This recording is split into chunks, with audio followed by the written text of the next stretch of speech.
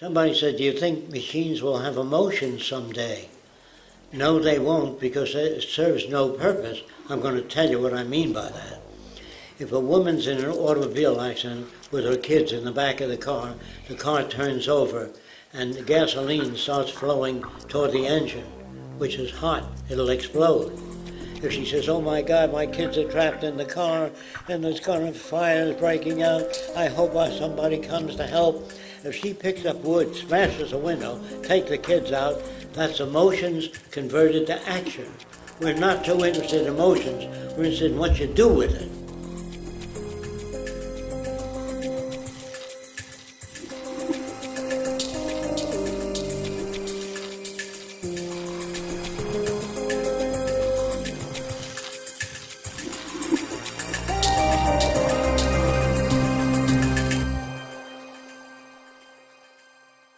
I think I can say this, that most people really don't know how to raise children. I wanted to communicate with my little boy when he was just a few months old. Now that's a time when you can't communicate with the language, but he was in a crib, and I put a ball painted yellow at one end of the crib, a real ball. And the kid saw it was stuck out, and he grabbed it. When he grabbed it, lights went on in a circle above the crib. So he let go. He was so amused by it, he let go. Then he saw, because it stopped. He didn't know why it stopped. But after he grabbed the ball 6 times, he knew that ball made the lights go on. Once that was established, I put a different color ball at the other end of the crib. And he crawled over before he can speak and grabbed that ball right away. But no lights went on the ceiling. He looked up, but on the wall, lights went up and down this way, see? So he knew that controlled the ceiling lights, this one controlled the wall lights. By the time he was 3 or 4 months old, he had 6 panels of lights. When he wet his pants, he'd squeeze one, Mom would come in and change the diapers. So, in other words, you children really want to know how the world works. The kids want to know everything, and we give them Jack and the Beanstalk and the Mickey Mouse Club. Kids really ready to learn how the body works. They want to know how the heart pumps blood through. Parents don't know those things. So when you say, should we educate our own children? You can't, unless you're educated yourself.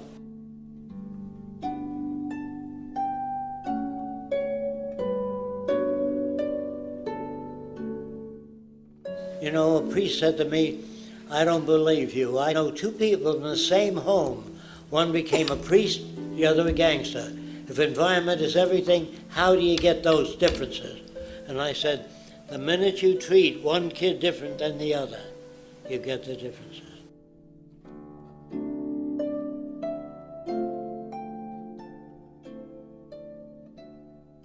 You give kids Cinderella, artificiality, and you tell them to be honest. You always tell children to be honest. When they say, where do babies come from? The stork brings the baby. That's a lie. Then you ask the kids, say, Daddy, does Santa Claus climb down every chimney? You say, yes. That's a lie. And so we lie to kids, and then we tell them to be honest. You know, we lie about everything, almost everything. That's the kind of world we live in. It's so full of shit, and there's no bad language. It's just that way.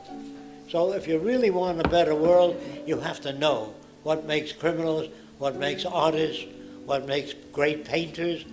Environment makes a gangster or a priest.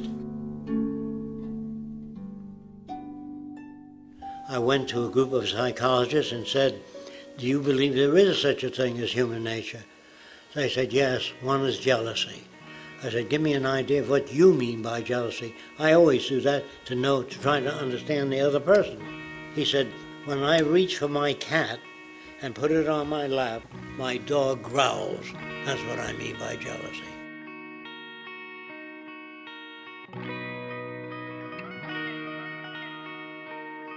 So I said, I'm going to show you some experiments that I've done. I had a dog and a cat. I always had a lot of dogs and cats and raccoons and other animals, and I'm interested in their behavior.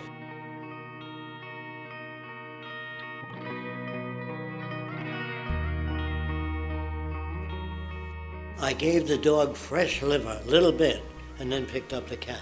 Fresh liver, little bit, and then picked up the cat. Gave the dog fresh liver and picked up the cat. I did that 20 times. And when I reached for the cat, the dog's tail would wag. So if it were inborn, he would still growl. You know what I mean? If it was conditioned, he wouldn't wag his tail when I picked up the cat.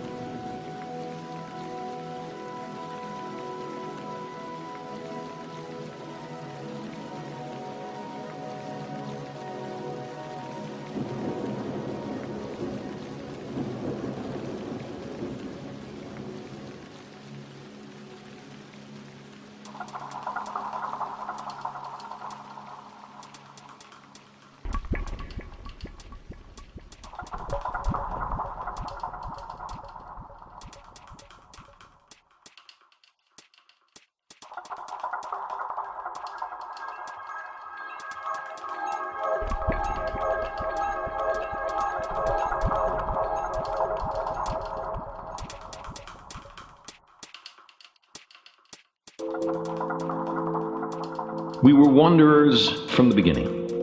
When the fruits or nuts were ripe, we were there. We followed the herds in their annual migrations. We rejoiced in fresh meat. A few of us cooperating accomplished what many of us, each hunting alone, could not. Making it on our own was as ludicrous to imagine as was settling down. Working together, we protected our children from the lions and the hyenas.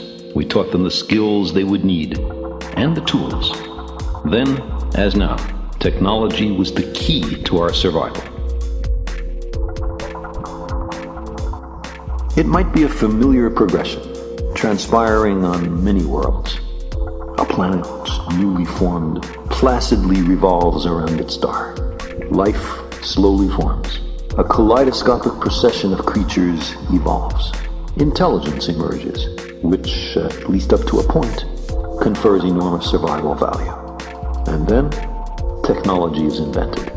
It dawns on them that there are such things as laws of nature, that these laws can be revealed by experiment, and that knowledge of these laws can be made both to save and to take lives, both on unprecedented scales.